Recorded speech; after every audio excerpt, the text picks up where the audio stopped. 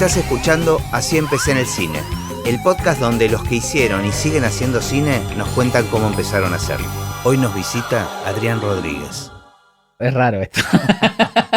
No, sin duda es de los episodios más extraños. Es raro porque una de las cosas que más me motiva es la curiosidad por no conocer el camino del otro. Claro. Y, digamos, ¿cuántos años hace que trabajamos juntos? Y bastante, del 2002. Así que 18 años. 18 años.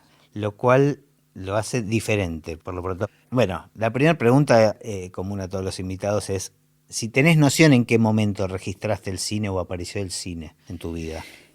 Sí, recuerdo cuando era chico, nosotros no íbamos mucho al cine, pero sí me acuerdo que los sábados yo me pasaba mucho tiempo delante de la tele y en Canal 11 Sábado de Superacción. estaban los sábados de Superacción.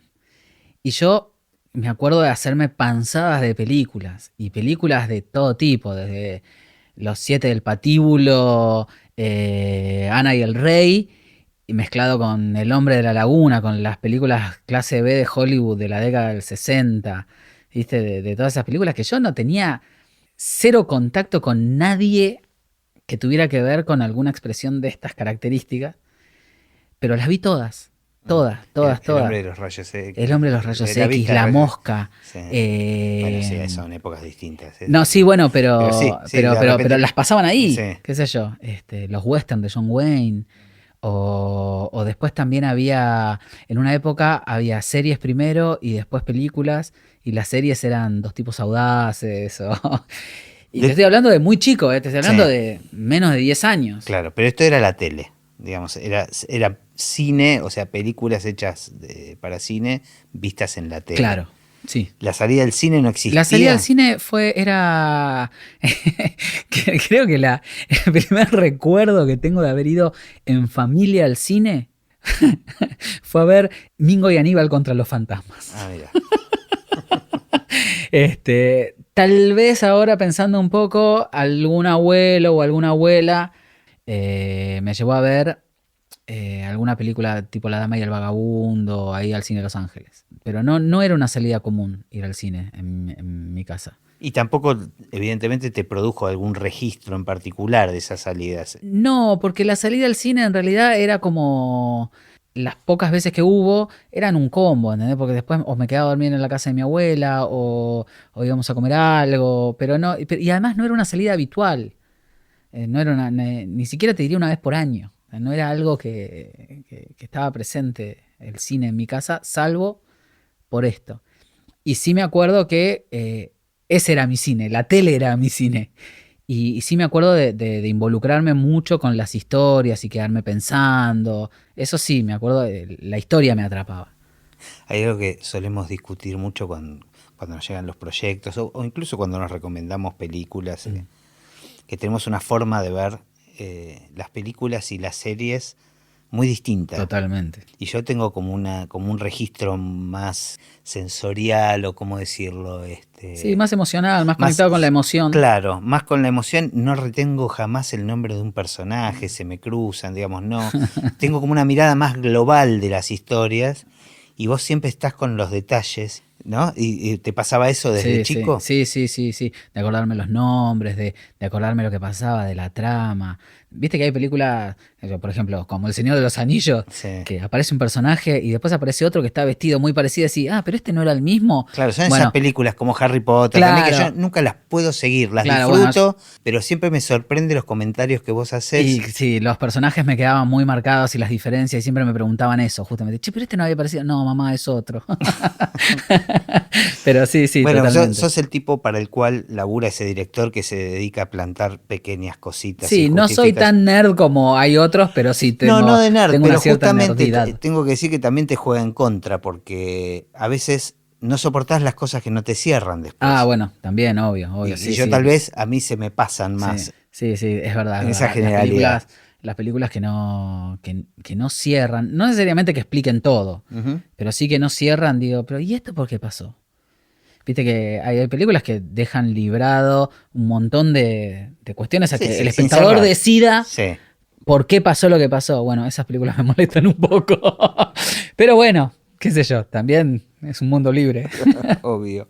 Bueno, pero me imagino que en todo este disfrutar de las series y de las películas en la tele, qué sé yo, no había una observación en particular ni del mundo de la música ni del sonido, y ni siquiera pensar que había alguien No, que se no, dedicaba a eso, ¿no? no. El primer recuerdo de eso fue, a mí me gustaba mucho Queen y cuando llegó a mis manos el disco de Queen de Flash Gordon, Ajá. yo era muy chico porque ponerle que haya sido 82, 83, Ujú. yo en el 80 tenía 6 años. Así que a mí me llegó, ya ha llegado a los 13, 14. Entonces ahí dije, ah, mira qué bueno. Y esto es la música de la película. Corriendo fui al videoclub a alquilarme la película, a verla.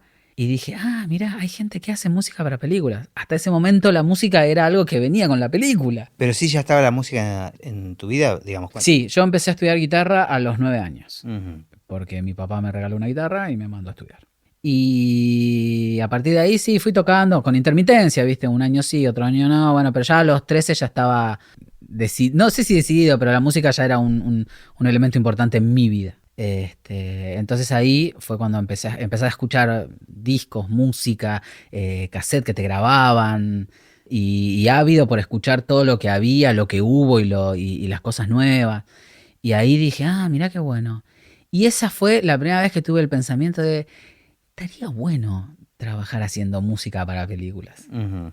O sea, con Flash Gordon. Con Flash Gordon. Esa fue la primera vez que tuve el pensamiento. Con Brian May sobre todo, porque en realidad la música la hizo más que nada él. Bueno, y era un guitarrista, Claro, ¿no? Al claro. cual admirabas. Totalmente, aún lo sigo haciendo. Ese fue el primer momento donde dije, qué bueno sería trabajar haciendo algo en las películas. Ujú. También en esa época me había enterado que Mark Knopfler también había trabajado para alguna película. O sea, claramente tus ídolos eran siempre guitarristas. Sí, pero fíjate que no eran, ninguno de los dos son grandes virtuosos. Ujú. Tengo mis guitarristas virtuosos, Steve Vai, o sea, claramente. Pero lo que más me interesaba de ellos no eran tanto el virtuosismo del instrumento, sino cómo lo usaban el instrumento para hacer la música que hacían. Entonces yo más que guitarristas no los consideraba como guitarristas, sino como músicos, porque Mark Knopfler además cantaba, era el líder de la banda, lo que componía, cómo cantaba con la guitarra. Brian May, si bien es un muy buen guitarrista, no Sí. es...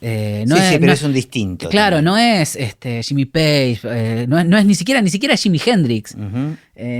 ni Van Halen, ni ninguno de esos guitarristas que. Ni siquiera es Slash. Ujú. Digo, es un distinto, es un tipo que canta con la guitarra. Entonces, eso era lo que más me interesaban de esos tipos.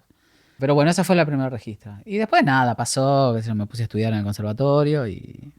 ¿Tu idea cuando terminaste la secundaria era hacer música? Mi idea cuando terminé la secundaria era dedicarme a hacer música. Yo tocaba mucho, tocaba con varias bandas, estudiar me llevaba mucho tiempo, daba clases de guitarra.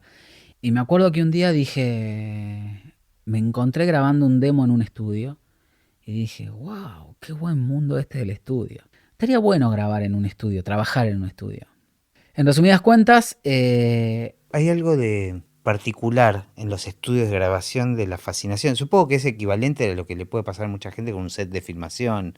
Hay como eso, es una energía particular la que ocurre en los estudios. yo creo que el estudio te da la posibilidad de crear sin ninguna atadura. Siempre tenés la posibilidad de crear sin ataduras, pero el estudio te da las herramientas para poder crear No, eso está esa claro, sin pero me atadura. parece... Y esa es la energía que yo sentía.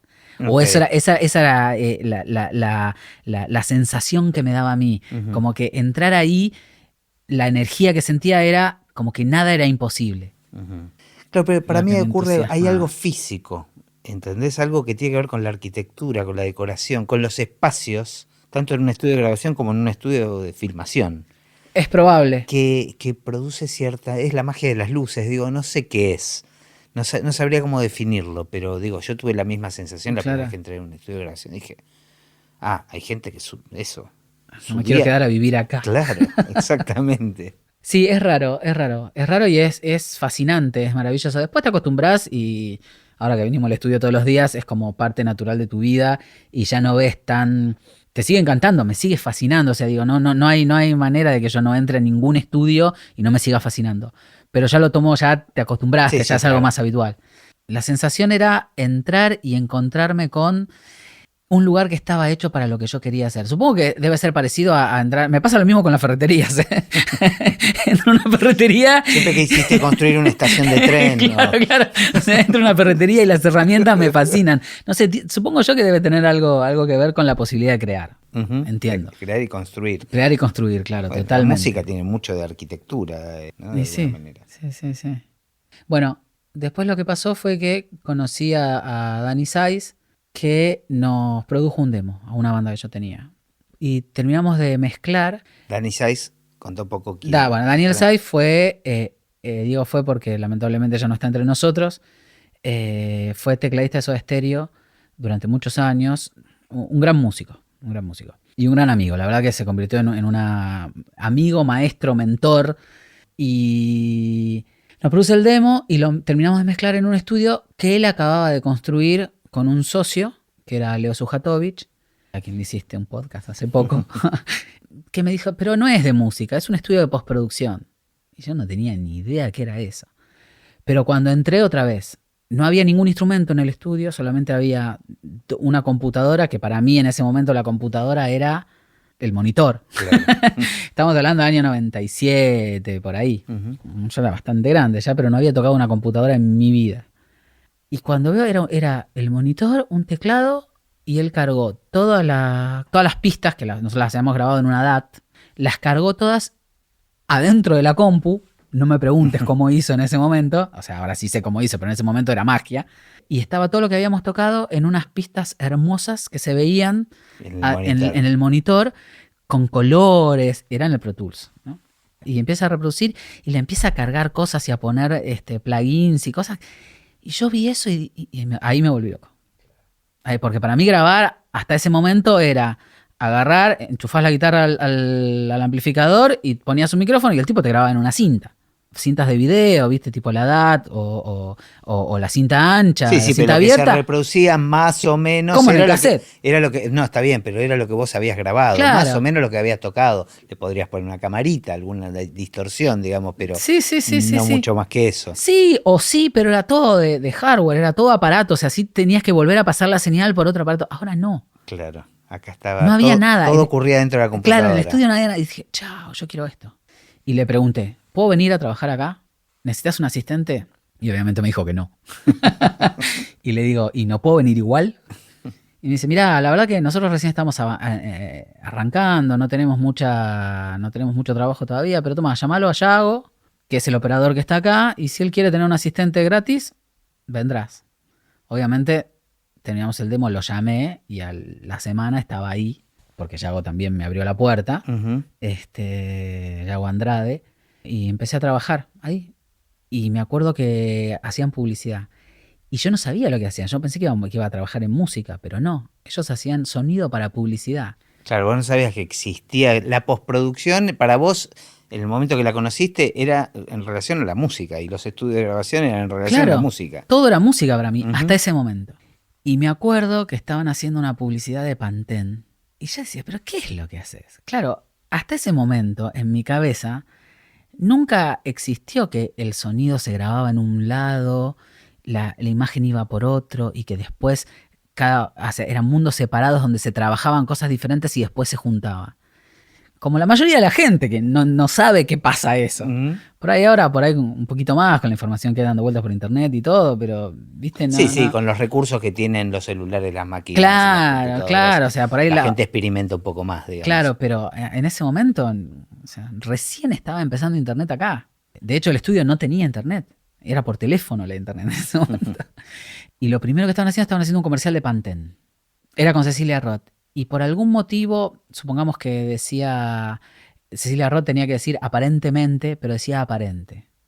Y yo vi cómo sacaron un mente de otro lado y se lo pusieron y parecía que decía aparentemente. Yo dije, chao, esto es magia. Esto es magia. Le hicieron decir otra cosa que no dijo. Ahora entiendo porque, digo, casi que te hiciste un especialista y casi que te da felicidad cuando en una película nos encontramos con un problema similar. Sí, cuando falta una sílaba, cuando hay una palabra maldicha, sos el especialista. Me divierto mucho. En ir a buscar de dónde sacamos la sílaba correcta. Sí. Sí, la verdad que es algo... Bueno, que pero me evidentemente gusta. fue una de tus primeras Es experiencias. que fue maravilloso, fue darme cuenta de que se podía hacer y ahí Casi encontré... premonitorio con el cine, estoy pensando, porque digo, primer comercial y con Cecilia Roth, o Sí, sea, es verdad, es verdad. Bueno, en esa, el estudio trabajaba con productoras, con comerciales grandes, o sea, sí, pero era cine publicitario. era cine publicitario, Ujú. sí. Argentina Cine, Landia no existía en ese momento, pero Russo y Blanco estaba en ese momento, eran grandes productoras. Ujú. Landia había empezado, Fowell había empezado, hicimos muchas cosas para Coca-Cola y la verdad que el trabajo que hacíamos era gigante porque eran muchas horas de trabajo para un comercial de 30 segundos y yo buscaba efectos, me acuerdo que lo primero que hacía fue buscar efectos en CD. O sea, los bancos de sonidos venían en discos, en CDs, entonces yo me pasaba agarrando, viendo la película, el comercial de 30 segundos, anotando qué Las efectos, las necesidades. necesidades, agarraba los CDs y me ponía a escuchar y Sí, le esos ponía CDs eran bancos que se vendían y caros. carísimo, Era carísimo. conseguir 40 esos. discos Sí, costaban como sí, $1.500, sí, $2.000. sí. La cuestión es que yo agarraba esos discos, escuchaba, leía lo que decían, y buscaba y marcaba los que podía llegar a ser y los dejaba todos apiladitos con un papelito cada uno para que Yago los levantara a la máquina Es- y pudiera trabajar. Ese era el trabajo del Ese era uno de asistente. los trabajos del asistente. Otro era, había que sincronizar. Ahora te mandan un OMF, pero en Claro. ese momento había que sincronizar. Yo me acuerdo que Saiz contaba que para sincronizar todos los diálogos de una película que se grababan en DAT, o sea, el sonido, los diálogos se grababan en un DAT, se tardaban 2 semanas. Ahora ya te viene el OMF que abrís Ya está. y ya está. Ponele. Pero se tardaba 2 semanas en hacer ese laburo. Y con los comerciales pasaba lo mismo. Cuando los comerciales tenían diálogos, a vos te llegaban los DAT de directo con los diálogos y te decía qué escena y qué toma habían usado y vos tenías que levantar la escena y la toma y sincronizar la mano contra el VHS, contra el audio del VHS para que sincronizara. Claro. Digo, ese era también otro de los laburos que yo hacía. De todos modos, bueno, era la publicidad y vos estabas fascinado con eso. Un poco la música empezó a quedar La música se relegó totalmente. O sea, totalmente. miento. Yo seguía con mis bandas, seguía tocando, seguía grabando demos, me armé un pequeño estudiecito súper, no de inmediato obviamente, pero súper modesto en mi casa y seguía grabando en mi casa, pero mi energía y mi líbido estaba puesta se fue para la postproducción, digamos. Ya no me interesaba trabajar grabando bandas o grabando música, porque realmente fue como si hubiera encontrado una segunda vocación más fuerte que la primera. Ujú. Sigo amando la música, sigo siendo músico, vos sabés, digo, Sí, o sea, sí, no, sí. no es que reniego para nada, al contrario, o sea, la música me Sí, de sigue alguna manera ahora vamos a ir con la historia, pero nuestro encuentro tuvo que ver con esos dos universos totalmente. y donde se cruzan los dos, donde vos te seguís metiendo con el tema de la música, Ujú. seguís participando de Sí, alguna sí, sí. manera, y yo me fui metiendo un poco con el mundo del sonido. Bueno, pero lo que corresponde es que cuentes vos la historia. Bueno, ¿y cómo siguió? Digo, hasta ahora en ese estudio, que era la Biblia, Era la Biblia, era la Biblia. Bueno, por pero ahí eso. era exclusivamente publicidad. Sí, en realidad el estudio de la Biblia se había construido en la parte de arriba del estudio de Leo. O sea, Ujú. Leo tenía su estudio abajo, donde él hacía básicamente publicidad, y él tenía su estudio abajo, pero por algún motivo a mí me interesaba más estar arriba. Claro. No sé, es como que realmente fue un encuentro maravilloso. Arriba solo lo que sucedía era Era solo postproducción, solo comerciales. solo Y comercial. no se te ocurría, No, digamos. solo comerciales no, porque mirá qué loco. Hicimos varios cortos junto con Yago.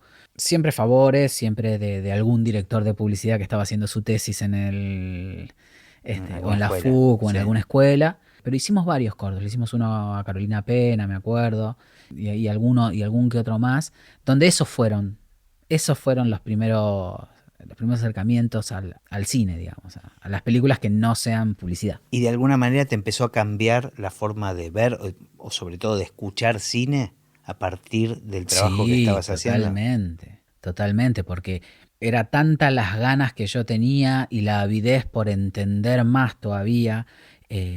Porque además hay algo que pasa, que es que, obviamente lo cuento desde mi experiencia, cuando vos sos músico, tenés la fantasía de que como entendés la música o como que sabés tocar o como que entendés tímbricamente las cosas, automáticamente sabés ecualizar, automáticamente sabés hacer sonar bien las cosas. Y es mentira. No, no es Porque, mentira. O sea, tenés un conocimiento, pero hacer sonido es otra cosa. claro, digamos. porque necesitas saber cómo hacer. Por ahí vos podés tener en la cabeza lo que querés que suene, pero no sabés usar la herramienta. Y la herramienta, por ejemplo, un ecualizador, tiene tantos parámetros para tocar. Y por ahí vos no sabés distinguir qué es lo que te está molestando y cómo sacarlo o cómo realzar una frecuencia. Y tenés que aprender de nuevo. O sea, no es que tenés que aprender de nuevo, tenés que aprender otras cosas. Obviamente, si tenés un conocimiento de qué es lo que querés que suene, lo vas a entender más rápido. En ese sentido sí creo que corrí con ventaja. Pero es como que es otro camino. Entonces era tanta la avidez por entender la herramienta que empecé a leer todo lo que había. O sea, empecé a leer todos los libros de audio que había, empecé a hacer cursos de curso que había de sonido, lo iba a hacer, hice cursos de Pro Tools, hice todo lo que había para leer y todo lo que había para nutrirme, que llegaba a mis manos, lo hacía.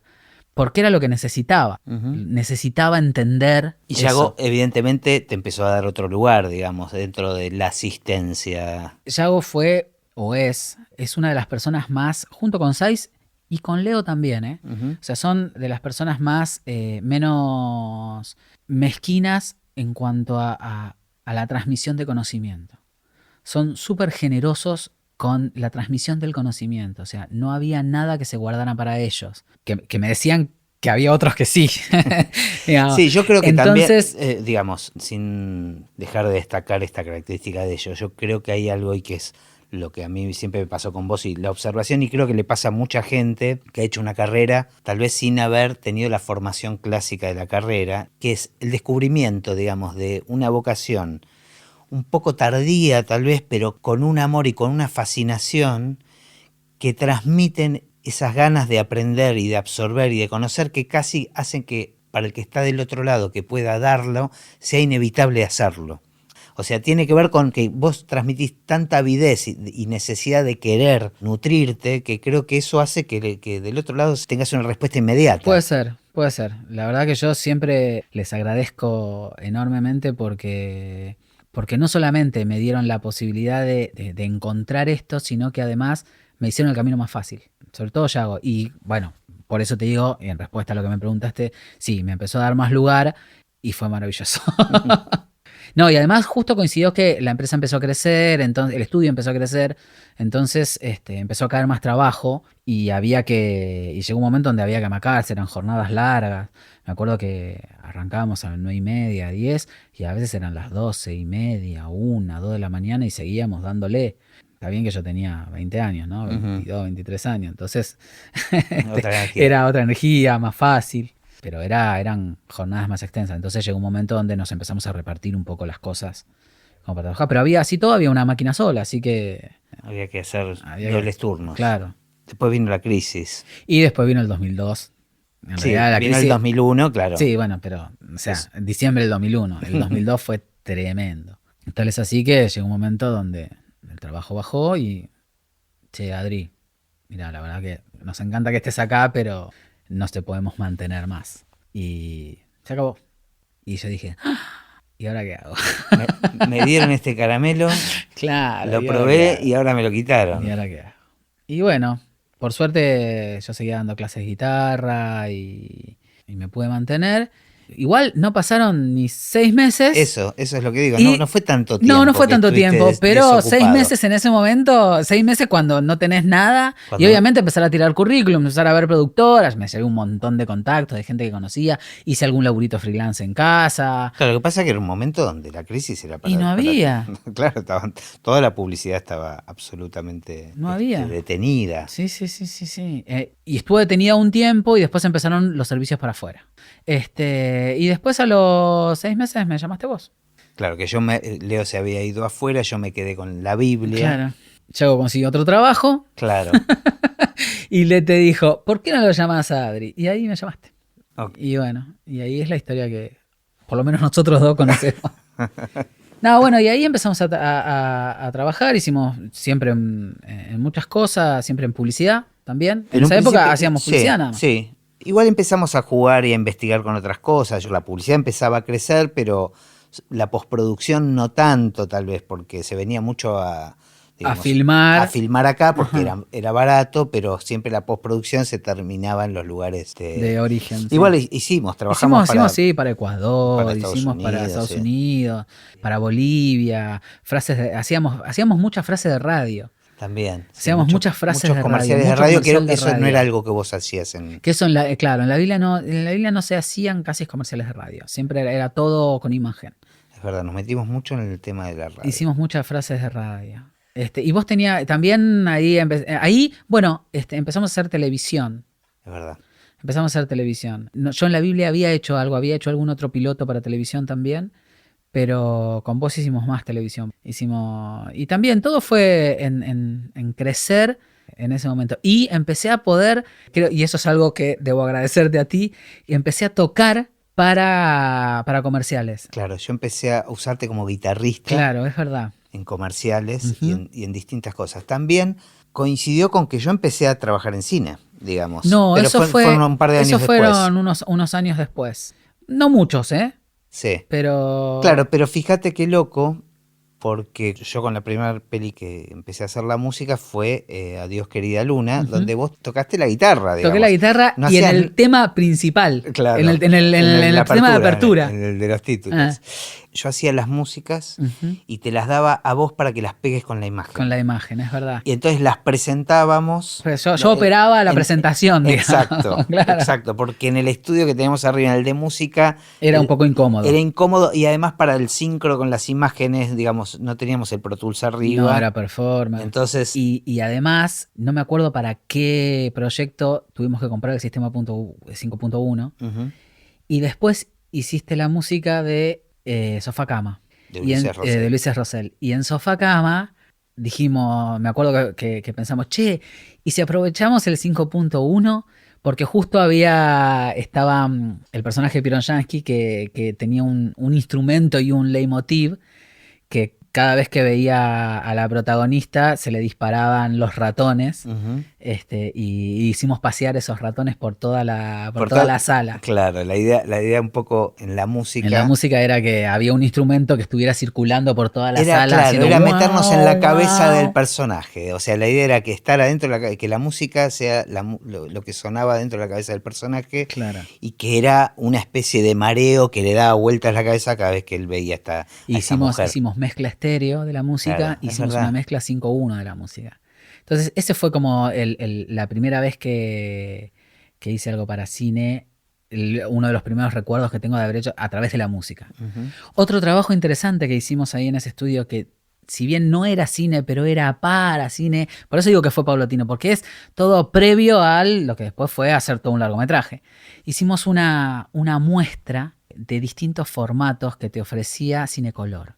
Ah, El me 16 acuerdo. milímetros, el 35 milímetros, el 8 milímetros y el digital. Claro, ellos mostraban Las diferencias. con una pequeña ficción que me acuerdo que lo protagonizaba Carla Peterson. Carla Peterson. Y claro, mostraban las diferencias de imagen. De imagen. De color y de grano.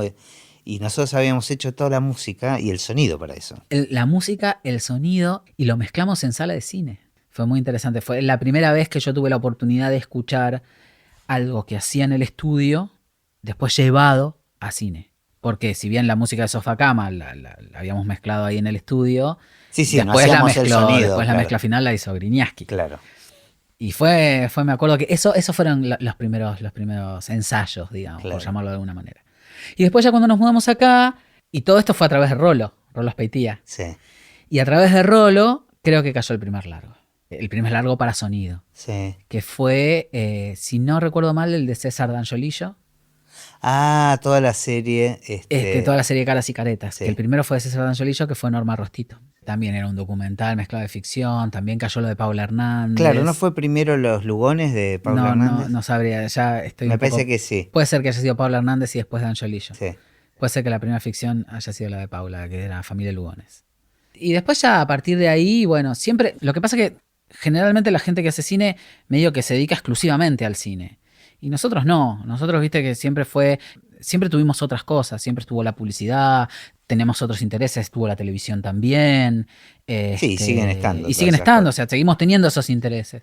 Ahora, ¿qué sentís que es el gran aprendizaje que vos tuviste en el mundo del sonido, digamos? Que jamás hubieses pensado que era así. Un poco la sensación que tuve la primera vez que entré, esta que te dije hace un rato, que es que se podían hacer cosas maravillosas. Yo nunca supuse que cambiando lo que haces que se escuche pueda llegar a cambiar la emoción de lo que siente una persona que lo está mirando. Y parece increíble, pero no da lo mismo el ambiente que pongas o que no pongas en cuanto a la sensación que produce. Los sonidos, como la música, están ligados directamente a la emoción, a lo que sentís, a lo que percibís. Hablar con un motor de heladera funcionándote al lado te predispone a estar incómodo, porque es una vibración que vibra en tu cuerpo, y eso uno no lo piensa, pero cuando se apaga la heladera uno hace, ah, bueno, eso es lo que hace el sonido.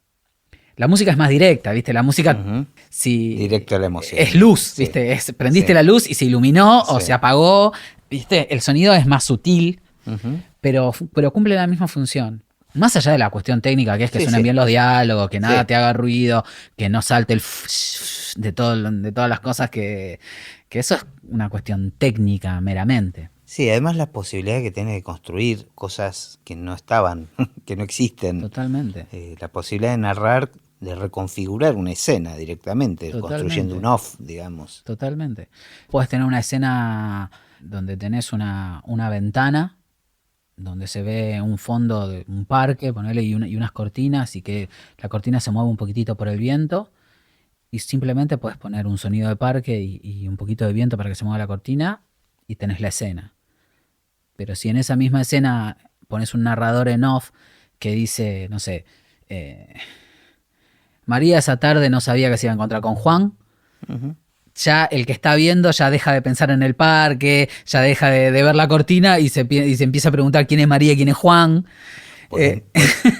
También desde esa ventana se puede escuchar algo que sucede en la calle o algo que sucede dentro de la casa. Totalmente, Y que pones puede un ser gato. trágico, puede ser hermoso, puede ser sensual o puede... Totalmente, pones un gato que haga miau y empezás a pensar y estás esperando ver al gato. Ujú. Y eso es, creo que el gran descubrimiento que hice fue cómo con el sonido podés contar o no contar una historia. Ujú. ¿Y sentís que toda esta variedad de cosas que fuiste haciendo y que fuimos haciendo influyó de alguna manera en la forma de hacer sonido? Sí, totalmente. Sí, porque esto es un laburo que no lo haces solo. Si bien estás solo mucho tiempo, no lo haces solo. Porque siempre estás trabajando con un director o con alguien con el que estás haciendo el sonido o mismo vos estás enfrascado mirando y haciendo y apareces vos y decís no entiendo. Y yo digo, si no lo entiende es que está mal. ¿Entendés? O decís, ¿qué es ese ruido? Y sí, después lo ves y como que no sos vos solo el que lo hace. Ujú. Entonces, eso multiplicarlo por la cantidad de personas con las que trabajaste y multiplicarlo por la cantidad de cosas diferentes que hiciste donde los fines son distintos, todo te nutre y empezás a entender y a captar y por dónde sí y por dónde no según lo que necesitas lograr. Y te obliga a resolver distintos tipos de problemas, además, ¿no? Los distintos formatos, las distintas... Digo, es distinto narrar algo en un comercial para radio o en un evento para la radio, o limpiar el sonido de un podcast que Totalmente. de una escena de exterior. Totalmente. Todo te da herramientas para otras cosas. Cuando tenés que limpiar un sonido, por ejemplo, de una entrevista que está mal grabada, le dedicas mucho tiempo y después de golpe eso mismo que aprendiste te sirve para limpiar un audio que está mal de un directo y rescatas un audio que de otra manera no habrías podido rescatar si no hubieras tenido todo el entrenamiento previo de limpiar algo que estaba muy mal. Uh-huh. O estilísticamente también. Digo, no es lo mismo una peli de terror que una comedia. Entonces lo que te enseña la peli de terror no te lo enseña la comedia. Y eso te da herramientas para aplicar o solucionar problemas en otras cosas. Claro. ¿Qué parte de los distintos procesos que hay que que si querés lo puedes enumerar o, digamos, o contar lo principal de cada una. Pero ¿qué parte de todos esos procesos es la que más disfrutás? Hacer Foley. ¿Es lo que más te gusta? Es lo que más me gusta. Lo que más me divierte es hacer el Foley. Es porque es la parte más lúdica de alguna manera. Es la parte más, es la más cansadora también, ¿eh? Es la más agotadora. Pero el Foley es muy divertido. No tanto por hacerlo, sino porque ves cómo se va construyendo. Es la parte donde realmente uno le termina de dar la vida, el soplo de vida que necesita el audio. Elegís qué suena, qué no suena, cómo suena, por qué suena. El proceso es limpias diálogos, después armas ambientes, después armas el Foley y después pones efectos. No necesariamente lo tenés que hacer todo vos y no necesariamente lo tenés que hacer en ese orden, pero Claro. digamos, esos son los distintos trabajos. ¿Y qué te sorprende de cada una de las etapas? Bueno, en el caso del Foley, lo que te dije recién es ver cómo empiezan a cobrar vidas cosas que antes no tenían. O cómo con el Foley podés rescatar acciones de un personaje que está atrás que si no le pones sonido no se ve. Claro, ese es otro de los poderes, ¿no?, que tiene el sonido. Claro, hacer ver cosas. Hacer ver cosas o narrar, digamos. La importancia de apoyar una llave sobre una mesa si esa llave es trascendente. Totalmente. En la narración. Y decidir si es trascendente o no es trascendente, digamos. Discusiones que hemos tenido. O cuando los pasos son súper importantes y cuando no importa que no haya pasos. Uh-huh. Después, en los diálogos me sorprende mucho. No sé si sorprender es la palabra, pero sí me gusta ver cómo tomas que están hechas en distintos momentos, en distintas horas y hasta tal vez en distintos días y que suenan realmente muy diferentes una de otra, me refiero a diferencia de planos, ¿no? Uh-huh. Que pasa, por ejemplo, de un plano general a un primer plano, cómo después de trabajarlas no se nota y parece que están hechas en el mismo momento. O sea, que es lo mismo que hace el continuista, que es lo mismo que hace el buen editor con la imagen, pero con el sonido también se hace y a veces es hasta más difícil, porque la imagen, si el editor consiguió justo el momento, está perfecto, y con el color, si el director de fotografía hizo más o menos bien su trabajo, es más fácil de empatar. Con el sonido no es tan fácil. Puede variar, veces. En mismas condiciones puede variar mucho la toma. Digamos. Totalmente, porque por ejemplo, si la toma es al aire libre, o es en un lugar que no es al aire libre, pero está cerca de un campo y lo empezaron a filmar a las 2 de la tarde, el campo suena de una manera. Y si terminaron a filmar a las 7, 8 de la noche, el campo suena de otra manera. Entonces en una toma tenés grillos y en otra no. Y se supone que todo pasa de día. Uh-huh. Entonces ahí es cuando vos decís... Y además en el rodaje es como que es más importante la luz, el no, tiempo. Pero y además no tenés manera de hacer otra, porque la locación la tienen ese día, no la tienen mañana para volver a la mañana. Es así. Claro. El famoso lo arreglamos en postproducción. Sí, esa frase nefasta. Es terrible, pero la ligamos más la parte de sonido que tal vez... Sí. Sí, yo no sé, viste, cada uno siempre ve su rancho un poco, pero también es verdad que cada vez hay más herramientas. Ahora hay muchas más herramientas que hace 5 o 6 años. Y cada vez las herramientas son mejores. Y uno tiene que pelear contra la tendencia a abusar de esas herramientas. Claro. Pero nunca no pudimos solucionar algo. Y también es verdad que nosotros tenemos una lupa gigante que el espectador no suele tener. Entonces, si emparejamos bien y hacemos un trabajo bien hecho y la historia funciona, nadie se entera. Me acuerdo que para el documental de César D'Angiolillo, había un audio de un discurso de Perón que estaba horrendo. Pero horrendo que me acuerdo que la forma de onda variaba de una amplitud gigante en un momento y chiquitita en otra y así. Espantosa, y lo arreglamos y quedó perfecto, y nadie nunca lo va a saber. Claro, es la parte ingrata del nadie trabajo. Nunca lo va a saber y siempre va a decir, che, bueno, igual igual se escucha muy mal porque es una grabación vieja de Perón. ¿Viste? Esas son las victorias de las que uno se va contento a la casa. Claro. Después de haberlo hecho. Pero que no la puede compartir con nadie. Pero que no la puedes compartir con nadie y a nadie le importa nada más, salvo a vos y al director. ¿Y de las otras etapas?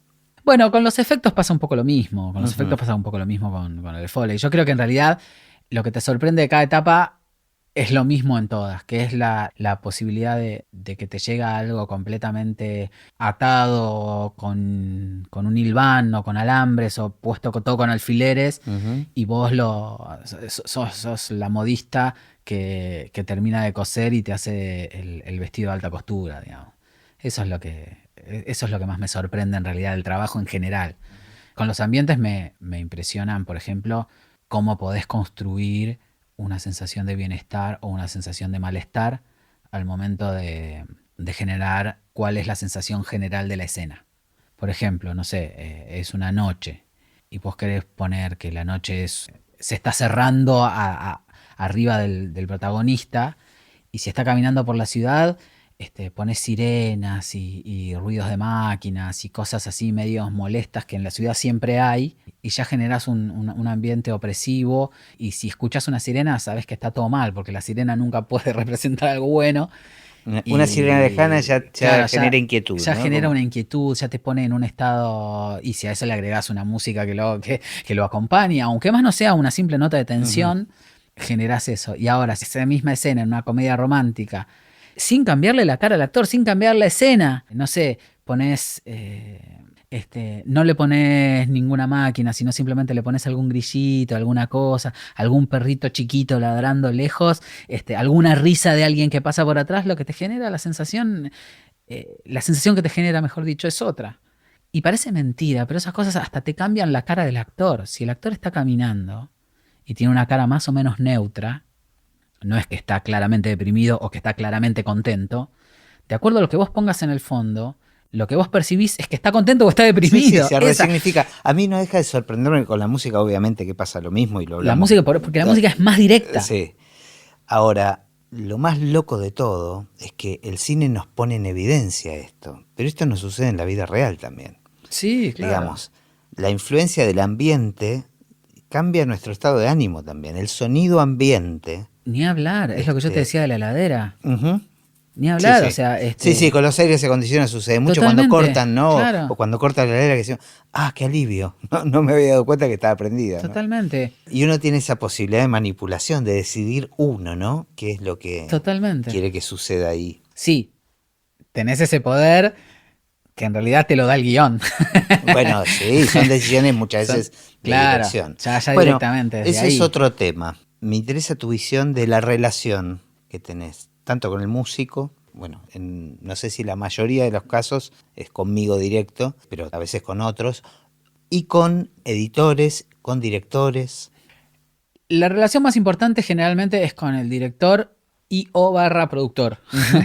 Porque a veces viste que hay películas de directores y películas de productores, pero en realidad es con el que tiene la decisión artística. Ese es el vínculo más importante, que es donde tenés que conectar, entenderlo, apoyarlo, sugerirle, contenerlo, pelearte si hace falta, porque a veces hace falta. Uh-huh. ¿Viste? A veces hace falta pelearte bien, ¿no? O sea, quiere decir mantener una diferencia artística, me refiero con pelearte, ¿no? Sana. Y llegar a un entendimiento en cuanto a hacerle entender que lo único que te interesa a vos es trabajar en función de que la película es lo más importante. Lo más importante es la historia que estás contando. Trabajemos para que la película sea lo mejor posible siempre. Yo sé que parece un casetito, pero es así. Es así. Es así. Después con los editores es muy importante, sobre todo la charla previa a que te envíen el material, para entender cómo trabajó, qué es lo que hizo. Pedirle que por favor te mande la sesión lo más ordenada que pueda. Y muchas veces el editor es el mismo director o el director tiene mucha injerencia en la edición. Entonces es como hablar con tu hermano de tu papá. es como decir, y él te dice, no, mira que el director es así, asá. Entonces claro. es como una especie de compinche que te pasa la data y te previene de los pros y los contras que puedes llegar a tener la relación con el director. Eso creo que es aplicable a todos los rubros. Sí, eso, ¿no? Sí. Sí, bueno, pero el editor es como el primero, sí. Con el primero con el que tenés que hablar. Generalmente suelo tener buena onda con los editores. Como que hacemos el mismo trabajo pero en distintos rubros. Sí. Bueno, hay un pariente mucho más cercano que es el que hace el sonido directo también. Bueno, ¿no? ese ni hablar, ese ni hablar, el sonidista Que directo. no siempre hay comunicación, ¿no? Hay casos. Lo que pasa es que depende mucho Bueno, del proyecto. el A proyecto, de veces se cuando te filma en caiga otro el país, qué sé proyecto, yo. claro. ¿Viste? Si el proyecto te cae cuando ya está todo filmado, Ujú. ¿qué vas a hacer? Pero hace la diferencia, estar conectado, estar comunicado Totalmente. con quien hace el directo, Totalmente. hace la diferencia. Hace la diferencia porque te puede explicar. Si vos entras en el proyecto previo a que se filme, eso implica que vos leíste el guión antes. Ujú. Con lo cual, en cada escena filmada podés sugerir micrófonos o preguntarle, che, esto es así, esto es asá, ¿con qué micrófono lo vas a grabar? ¿Tenés micrófono como para grabar esto? O pedirle, por lo que entiendo de la película, es una película que sucede, no sé, en tal lugar donde necesitaría tener ambientes del lugar. ¿Hay chance de que le puedas pedir a la producción o querés que le pida yo a la producción que te deje media jornada, una jornada para grabar ambientes o 10 minutos antes de cada escena en total silencio para grabar ambiente? Por favor, los wild track. Bueno, o sea, sí, la verdad que es súper importante estar en comunión con el que Sí, hace el directo. y el pedido de cómo se entrega el trabajo, digamos. Totalmente, también, ¿no? totalmente. Además es un rubro que, como todo, tiene su yeite. Cada rubro tiene su yeite, no es que porque haces postproducción sabes cómo se toma sonido directo, no. Sí, en verdad es casi un leitmotiv en este podcast con todos los que voy hablando de los distintos rubros y toda la técnica y toda la artística. Es un leitmotiv que todos tenemos que estar más conectados. Si tuvieses posibilidad siempre de estar en los proyectos desde el inicio, porque muchas veces la postproducción se define después del rodaje, pero si tuvieses posibilidad de estar desde el inicio, ¿quiénes serían los claves para vos con los cuales tener una conversación importante?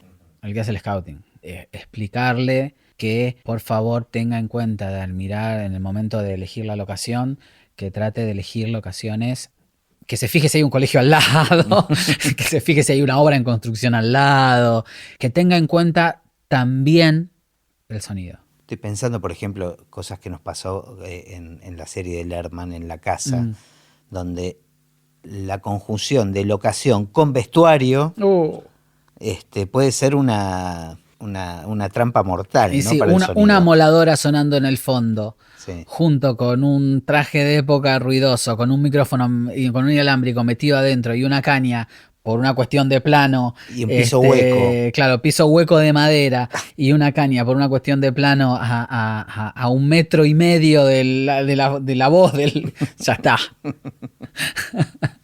Por favor, haceme un wild track.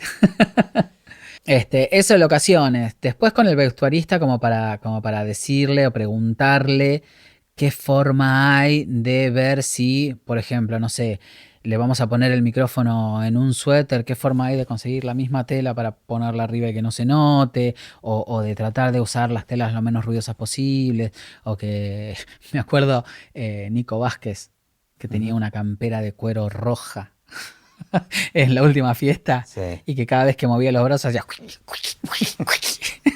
que nos volvimos locos para sacarle ese sonido. Otro de los trabajos que nadie se entera. Claro. Y minimizar eso, porque después, cuando vos le tenés que subir un poquito el volumen para que se escuche, eso salta y te volvés loco. O tenés que recurrir a un doblaje, que tampoco es la muerte de nadie, pero... Claro. Después, otra charla importante para tener una vez que ya empezó todo el trabajo de postproducción es tener una buena interacción con el músico.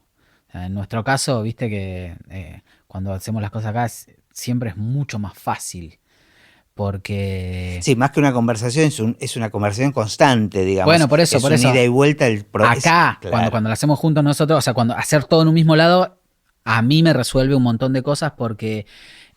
muchas veces lo que me pasa con la música es que te viene la música ya hecha, a veces te mandan stems, tracks de cada instrumento, sí, digamos. sí, o sea, tracks de cada instrumento, no de cada instrumento, sino de instrumentos parte, agrupados sí.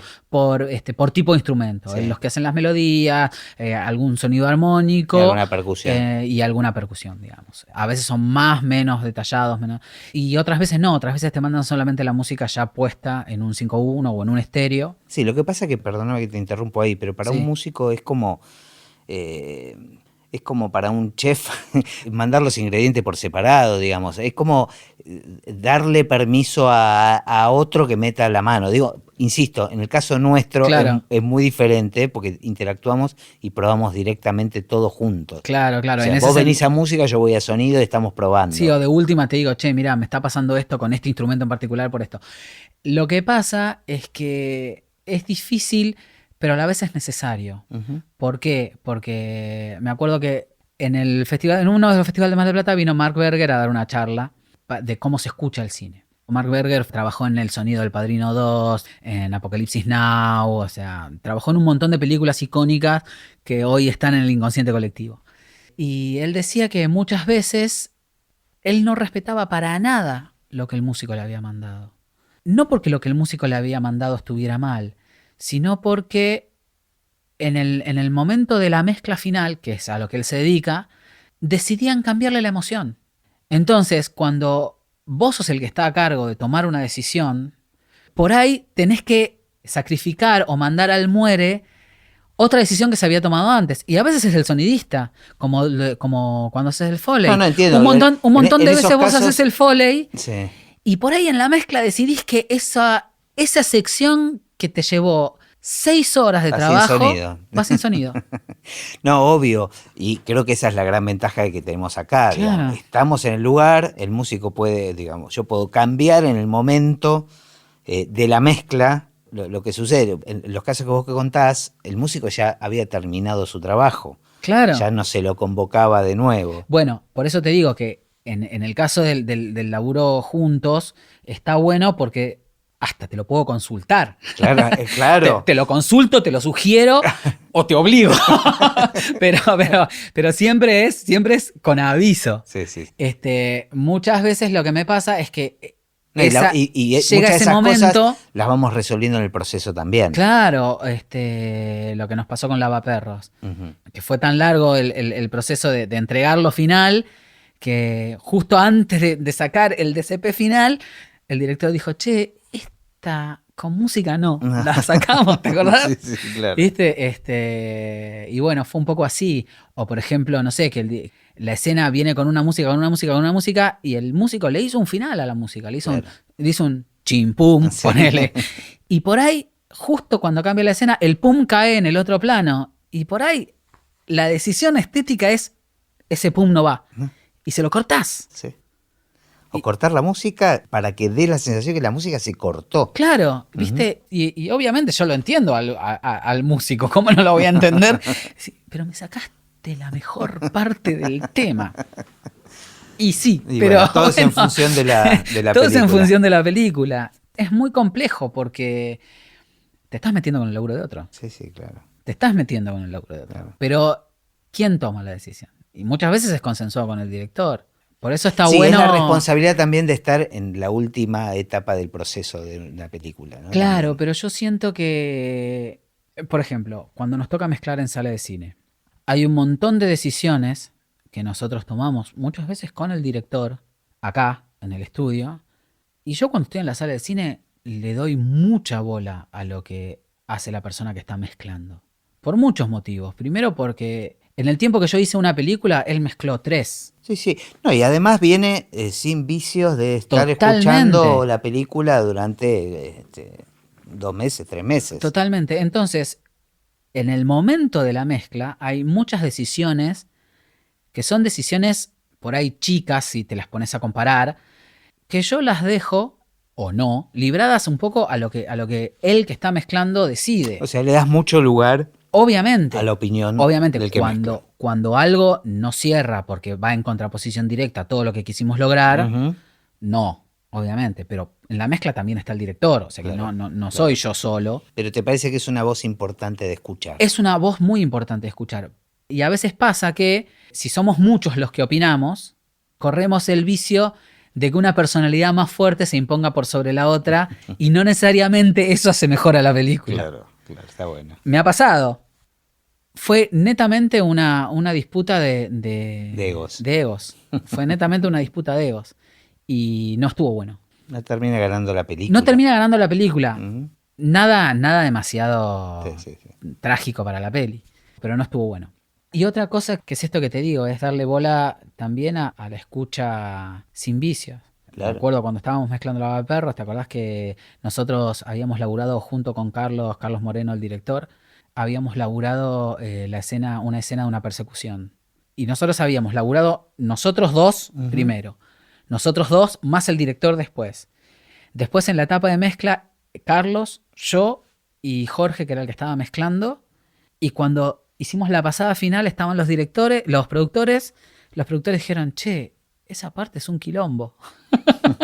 ¿Te acordás? Sí, estábamos convencidos que ya habíamos resuelto todo. Y ahí estábamos convencidos que la habíamos resuelto. Y la terminamos de definir en ese momento y un poco en concordancia con los productores, porque nosotros ya habíamos hecho todo y creíamos que estaba bien, pero a la escucha fresca no pasó. Bueno, es como lo que sucede en los rodajes, que uno no se entera de todo lo que pasó en el rodaje y vos ves lo que te llega al final, le digo, a un editor en todo caso, y la gente se acuerda de los caminos que buscaron, pero todo eso, en definitiva, al público no le interesa. No le interesa y no... y me parece que está bueno hacer como... tener esa capacidad de tener a alguien que vea sin esos vicios. Y es difícil, ¿eh? Aceptar eso. Por supuesto. Es muy difícil. Vos sentís que hiciste todo un recorrido para llegar a un lugar, pero al otro lo que le importa es ese lugar que llegaste. El recorrido es un tema tuyo. Bueno, siempre cierro con la pregunta sobre qué pensás del futuro del cine. La verdad no tengo idea, porque no sé bien si el futuro del cine tiene que ver con el cambio de tecnología, si tiene que ver con el cambio de paradigmas. Las historias se van a seguir contando y esto creo que ya te lo dijeron todos. Sí, clarísimo. Las historias se van a seguir contando. Y además es re loco porque el cine ya cambió. Porque vos fíjate que todas estas series que estamos viendo son películas cortas, son películas seriadas. O largas. O sea, claro, son películas en episodios. Claro. No sé. La verdad es que no. Yo creo que mucho puede llegar a tener que ver con la tecnología, con cómo consumamos cine, más que con... Sí, con los cambios sociales también, ¿no? O sea, que tiene que ver con cómo consumir cine. Claro, con esta palabra que está de moda ahora, democratización de la tecnología. Mismo ahora podés tener un sistema Atmos en tu casa. Los sistemas de audio se están ayornando para que vos puedas tener una experiencia inmersiva con auriculares. Sí, es re loco porque no solo el cómo vamos a consumir cine se ve afectado por la tecnología, sino el cómo vamos a hacer cine también. Bueno, ¿no? esa era la otra cosa que te iba a decir, que es, por lo menos acá, cada vez hay menos plata para hacer el cine. Con lo cual uno se tiene que ingeniar de maneras cada vez más locas para poder hacer y contar una historia con menos tiempo y menos plata. Entonces tal vez eso también influya en la forma de hacer cine, con lo cual en el resultado, sí. En lo que viene. Así que no lo veo el futuro del cine. Espero que llegue. Digo, espero que llegue y que lo disfrutemos. Y que lo disfrutemos y nos adaptaremos a seguir trabajando para estar ahí, ¿viste? Ojalá podamos. Ojalá que sí. Bueno, gracias, sobre todo por acercarte hasta el estudio. Un placer. Me costó un montón. Bueno, igualmente. Gracias a vos.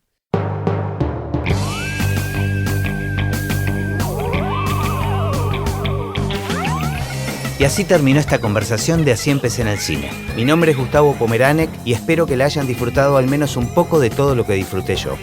Recuerden que se pueden suscribir para escuchar todos los episodios que vamos subiendo en asíempecéenelcine.com. También nos pueden buscar en Apple Podcasts, en Spotify o en cualquier otra aplicación de podcast.